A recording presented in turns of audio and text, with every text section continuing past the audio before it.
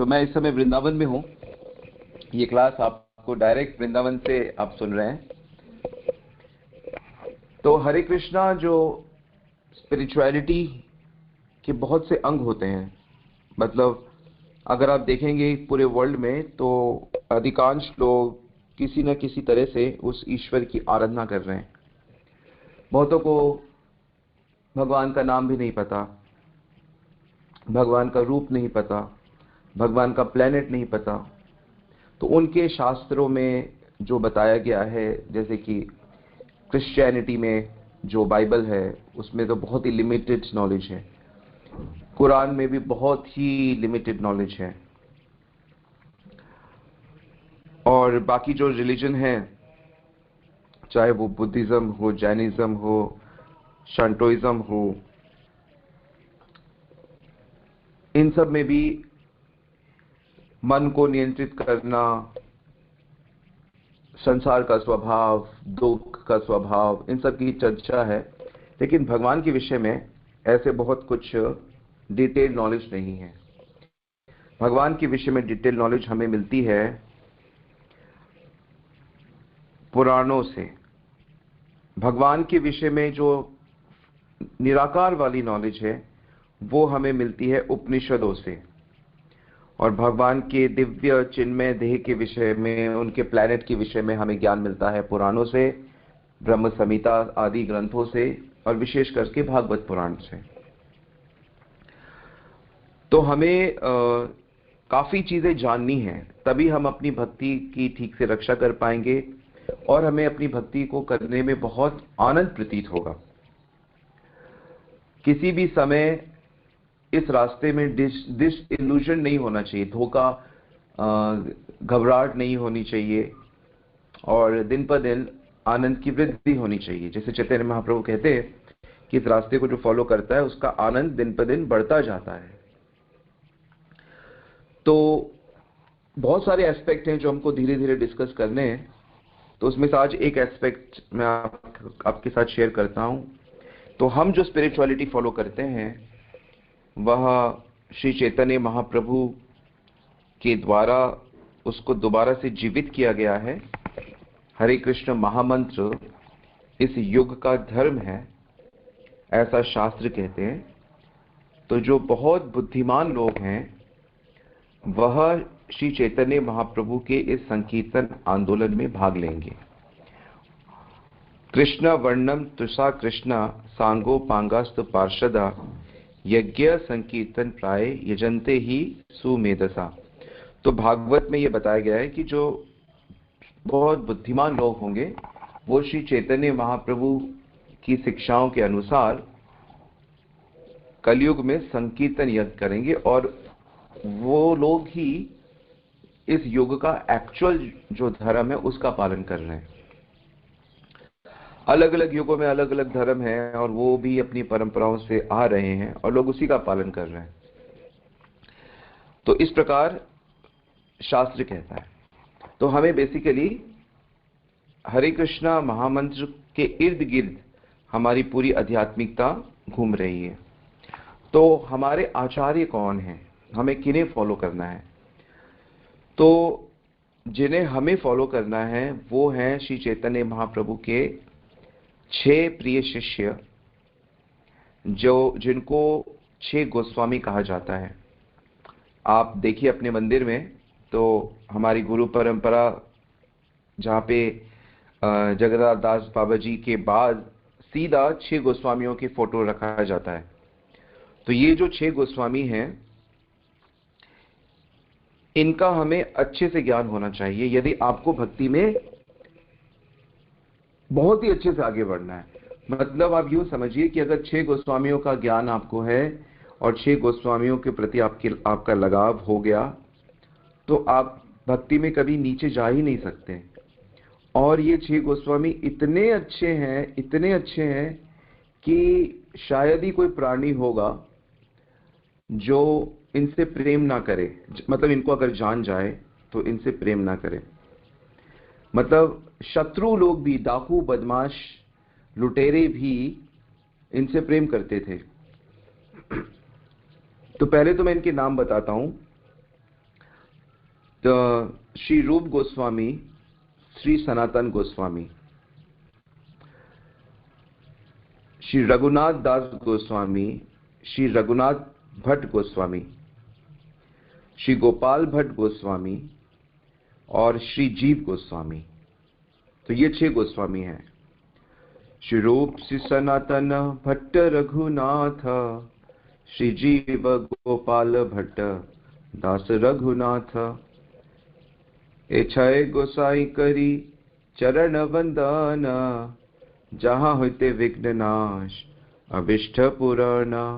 तो ये 6 गोस्वामियों के चरणों की मैं वंदना करता हूं। इनकी वंदना करने मात्र से ही सारे जो मुश्किलें हैं, डिफिकल्टीज हैं, विघ्न हैं, वो सब समाप्त हो जाते हैं।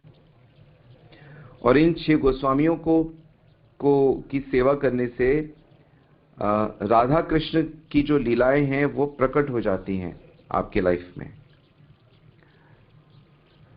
तो ऐसा नरोत्तम दास ठाकुर कहते हैं। तो ये रूप गोस्वामी, सनातन गोस्वामी, इनके विषय में हम लोग धीरे धीरे अपनी चर्चाओं में जानेंगे। तो इतने महान ये गोस्वामी हैं कि एक बार रूप और सनातन गोस्वामी के ग्रंथों को एक बैलगाड़ी में भर के दूर ले जा रहे थे उड़ीसा और बंगाल में वितरण के लिए। श्यामानंद पंडित और श्रीनिवास आचार्य और नरोत्तम दास ठाकुर, ये 3 पर्सनालिटीज को ये सेवा दी गई। तो बीच में क्या हुआ कि डाकुओं ने ये समझा कि बैलगाड़ियों में भर भर के हीरे जवाहरात जा रहे हैं, तो उन्होंने इसको किडनैप कर लिया, मतलब वो चुरा लिया। और वो जब उन्होंने उसको खोला तो उसमें से ग्रंथ निकले। तो वो ग्रंथ जब उन्होंने ओपन किया तो उसमें श्री रूप गोस्वामी ने अपने हाथों से लिखा था। पहले तो ऐसे प्रिंटेड नहीं थे, तो वो ओरिजिनल ग्रंथ थे। तो उसमें रूप गोस्वामी का सिग्नेचर था। तो रूप गोस्वामी जी का सिग्नेचर देखने मात्र से ही वो डाकू का हृदय परिवर्तित हो गया और वो डाकू डिवोटी बन गया। तो इतने शक्तिशाली और इतनी शुद्धता लेके ये 6 गोस्वामी हैं। तो इनका बैकग्राउंड भी अगर आप थोड़ा देखें तो रूप गोस्वामी तो बंगाल के वित्त मंत्री थे, फाइनेंस मिनिस्टर। और सनातन गोस्वामी रूप गोस्वामी के बड़े भाई थे और ये तो बंगाल के प्राइम मिनिस्टर थे, प्रधानमंत्री। तब उस समय बंगाल उड़ीसा, बिहार और ऐसे काफी बांग्लादेश, काफी बड़े एरिया में फैला हुआ था। तो ये दोनों भाई इतनी टॉप पोजीशंस में थे। और इनके जो भतीजे हैं वह जीव गोस्वामी हैं। तो 6 गोस्वामियों में 3 तो आपस में रिलेटिव हैं। और जीव गोस्वामी बहुत बड़े स्कॉलर, संस्कृत के बहुत बड़े स्कॉलर। उन्होंने इतने बड़े स्कॉलर कि उन्होंने संस्कृत की ग्रामर भी लिखी, और ऐसी ग्रामर लिखी कि वो पूरी व्याकरण में जितने उदाहरण हैं वो सब राधा और कृष्ण के ही उदाहरण हैं। उसमें कृष्ण के, राधा के भिन्न भिन्न नाम, अलग अलग नामों के साथ एग्जाम्पल्स देके वो ग्रामर लिखी है। वो ग्रामर आज भी चलती है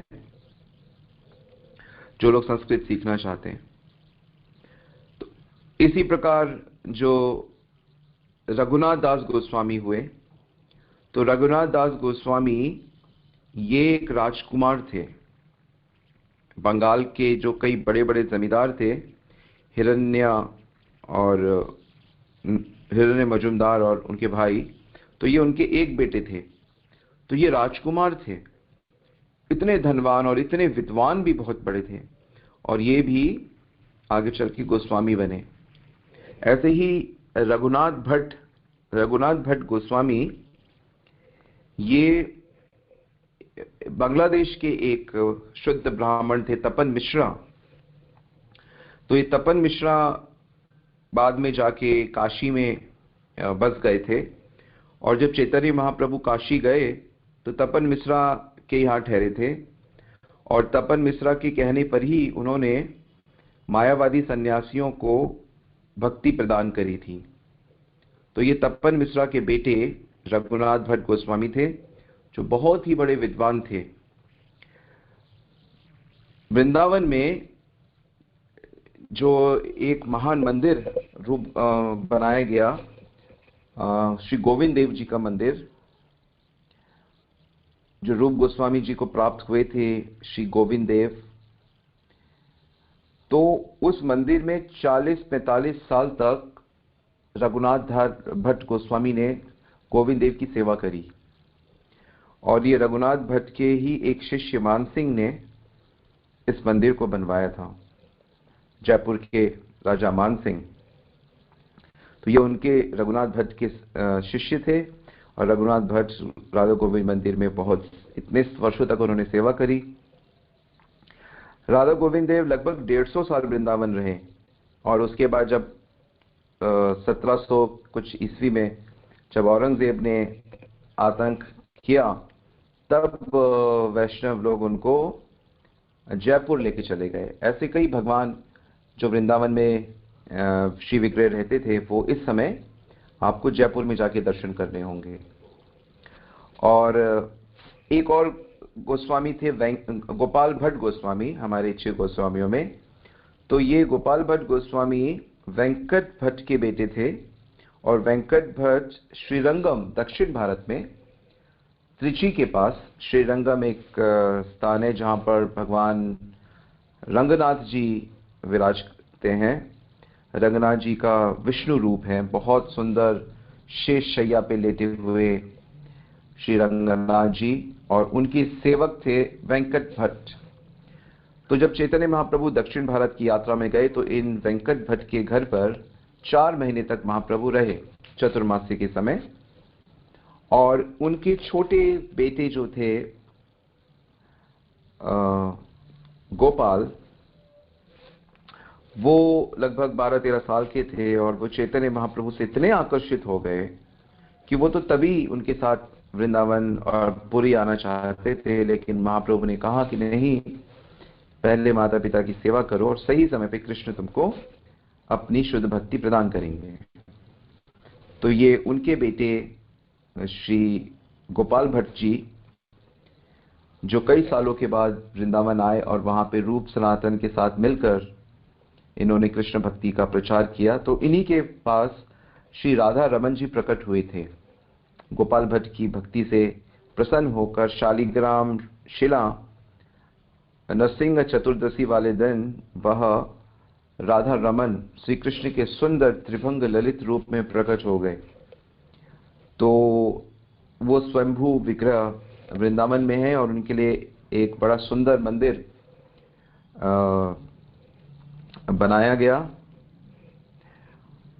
और इन्होंने, श्री गोपाल भट्ट जी ने भागवत ग्रंथ पे बहुत कथाएं करी, और भागवत के बहुत बड़े आचार्य थे। तो रघुनाथ भट्ट गोस्वामी और गोपाल भट्ट गोस्वामी, ये लोग भागवत के बहुत बड़े आचार्य थे।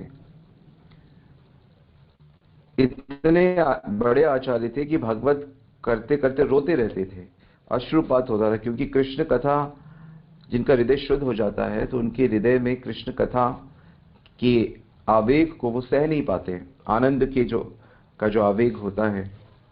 तो ये हमारे जो 6 गोस्वामी हैं, इसमें सनातन गोस्वामी सबसे बड़े हैं और जीव गोस्वामी सबसे छोटे हैं उम्र में। तो सनातन गोस्वामी ने बहुत सारे ग्रंथ लिखे हैं, जिसमें सबसे मुख्य ग्रंथ हरि भक्ति विलास, बृहद भागवतामृत, और भी कई सारे ग्रंथ लिखे। और रूप गोस्वामी ने मेनली भक्ति रसामृत सिंधु, जो सबसे उत्कृष्ट ग्रंथ है, और बहुत सारे नाटक लिखे, प्ले लिखे, हंस दूत, उद्धव संदेश, दान केली कौमुदी।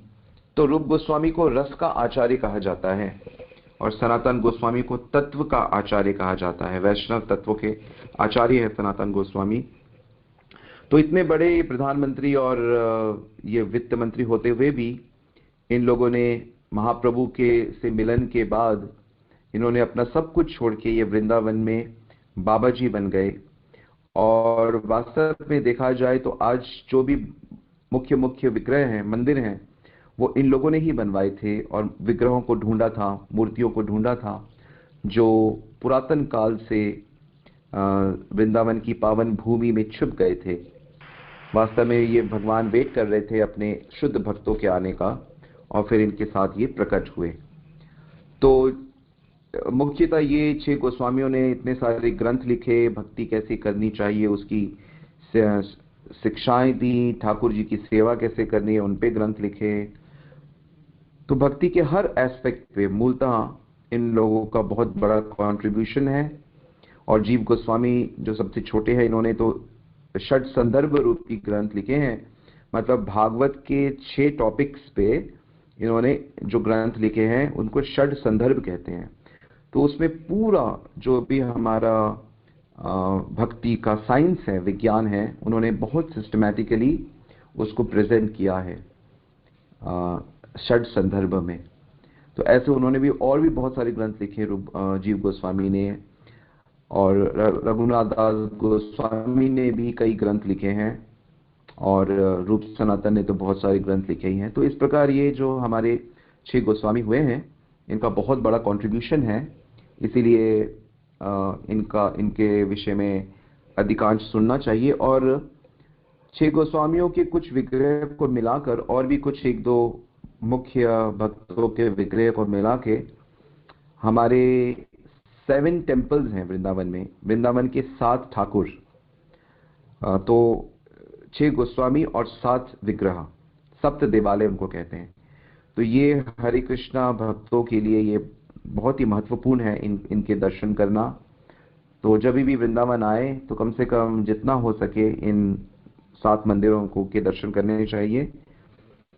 और आप लोग तो जैसे बहुत कम आते हो, साल में 2-3 बार आते हो, तो हर मंदिर में जाना चाहिए। श्री मदन मोहन मंदिर सनातन गोस्वामी जी द्वारा स्थापित, श्री राधा श्याम सुंदर मंदिर श्यामानंद पंडित द्वारा स्थापित, और फिर राधा दामोदर मंदिर श्री जीव गोस्वामी द्वारा स्थापित, राधा रमन श्री गोपाल भट्ट द्वारा स्थापित, श्री राधा विनोद श्री लोकनाथ गोस्वामी द्वारा स्थापित, राधा गोपीनाथ श्री ये भी श्यामानंद प्रभु द्वारा स्थापित, और श्री राधा गोविंद देव जो रूप गोस्वामी के विग्रह हैं और रघुनाथ भट्ट द्वारा सेवित हैं।